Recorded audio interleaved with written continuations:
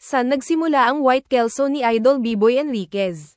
Alam nyo ba na ang White Kelso ni B-Boy Enriquez ay parang isang himala? Matagal na tong usap-usapan pero tara't at balikan natin ito.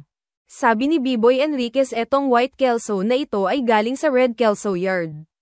Nagsuspecha siya sa in-charge ng breeding na parang nasalisihan daw ata sila. Bakit nga naman nagkaroon ng puti sa Red Kelso Yard? Dahil ayun nga ay lahat ng mga andan ay walang puti at talagang walang ibang makakapasok dahil sa ganda at epektibo ng trapness nila doon. At talagang makikita na walang makakapasok na manok.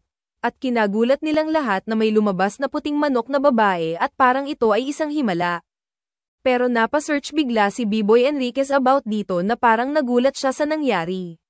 Nagbasa siya ng mga lumang magazine, eto yung mga na-compilation niya at doon nga niya ito nabasa. In 1954 nga daw, ang farm manager ni Kelso ay si Cecil Davis, nagulat nga daw sila na may lumabas na puti sa mga binibreed nilang manok. So parang same to sa nangyari kala B-Boy Enriquez at ang maganda pa dito. Yung manok na lumabas nung 1954 na ay maganda ang resulta. Naggawa ito ng maraming panalo. After mabasa ni B-Boy Enriquez ang tungkol dito, natuwa siya at mukhang gold mining tong dumating sa kanya. Natuwa pa si B-Boy Enriquez dito dahil para sa kanya nga.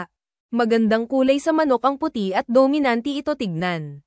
Hanggang sa meron siyang buyer at sinubukan ni B-Boy Enriquez na makipag-dito trade dito sa puting manok na tinatawag na Slim Danois White Kelso.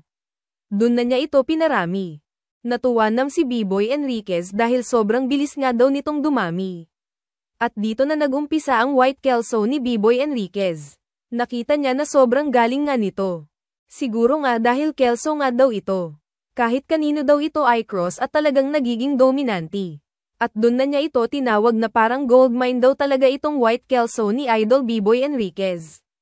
Dito naman tayo sa topic na compare dun sa Red Kelso. Ano ba gusto ng mga White Kelso pagdating sa conditioning at pointing?